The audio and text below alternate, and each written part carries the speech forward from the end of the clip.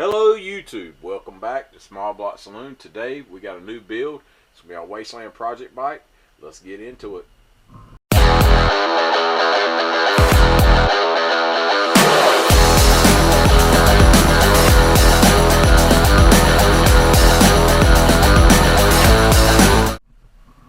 Alright guys, so before we start the show, I got a little disclaimer I need to throw out there, explain what's going on, and hopefully you guys understand.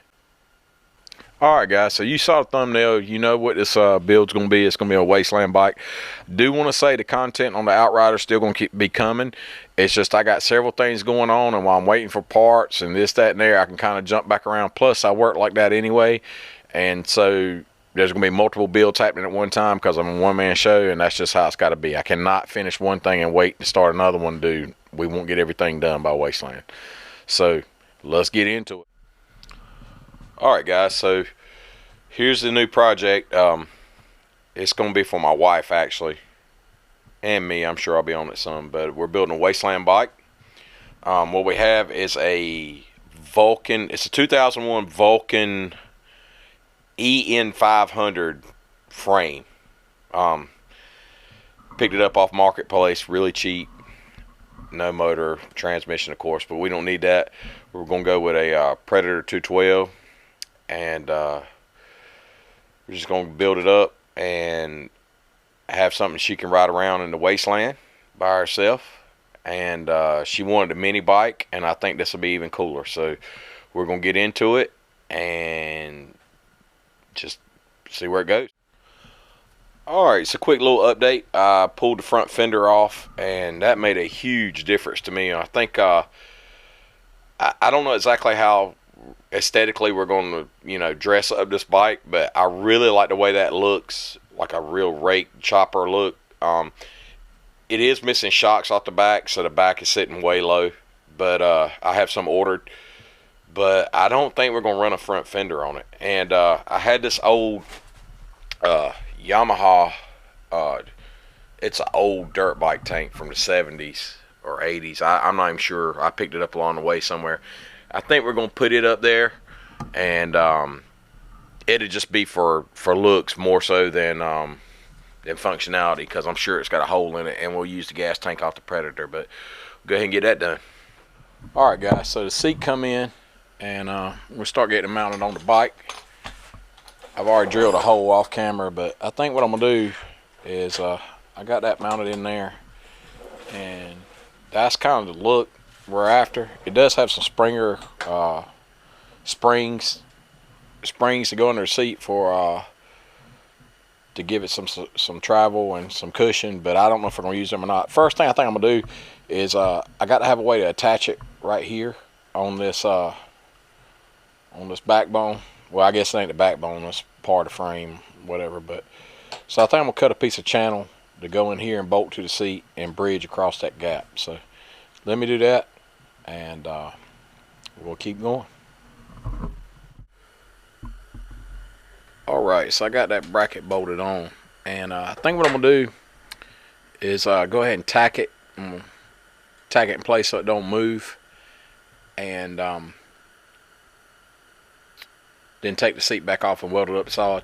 I'm also looking at this thing. I want to lower this bike some, and I think what I'm going to do is move this shock mount right here. I think I'm going to move it further back on the swing arm, which will let this shock, instead of being more straight up and down, it'll let it lay kind of at an angle, and that should lower this back tire down, because we're going to bob this back end off, and I want that look where you see the hole, or not hole, but like 3/4 of the rear tire.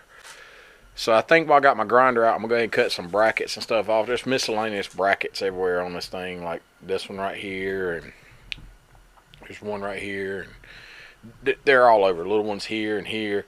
So I think while I got that, I'm gonna go ahead and cut all those brackets off. They're just in the way. They're not going to be used anymore.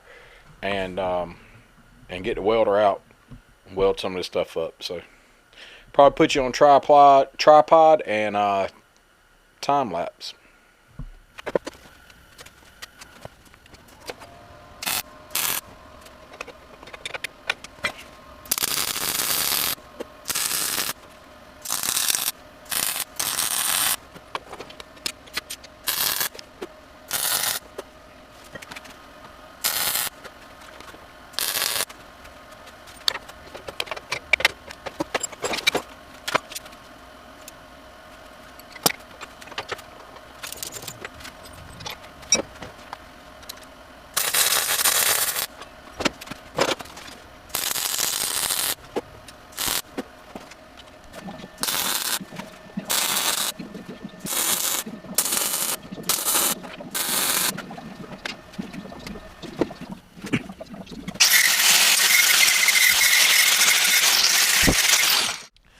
Alright YouTube, so I didn't film getting the Predator 212 out of the box, but we just pulled it out of the box. We got this torque converter, we're starting to bolt it up.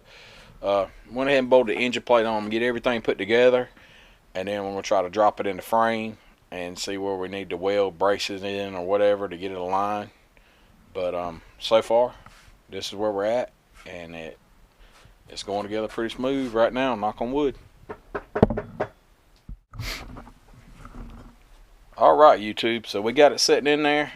Just got some 2x4s and decking wood in there, but I think that's going to pretty much give us what we're after. I'm going to probably welding this plate right here back up to this frame, and I think that'll have it in there. We might end up having to cut this bracket here out, which if we do, it ain't no big deal. I could put a gusset right there or whatever. This ain't going to be like a real motorcycle no more, so stick with me. Alright guys, so we got it sitting in there. Went ahead and tacked that motor plate right there to the frame, and next we're going to build a bracket to come off the back of this this frame down here at the bottom right here and come up to the motor plate. And once we do that, probably pull the motor back out, weld everything up good, and that'll be it. But it's sitting at home, it's sitting where it wants to be. So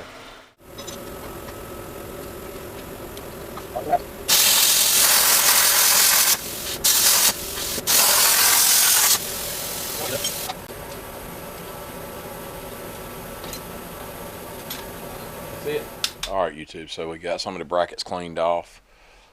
Starting to make this frame look more streamlined. I think next we're going to cut these brackets that hold the back foot pegs on. We'll slice that right there, get that off. I think that'll really help with the way the swing arm looks. And also we're going to bob this back in. So let's get to cutting.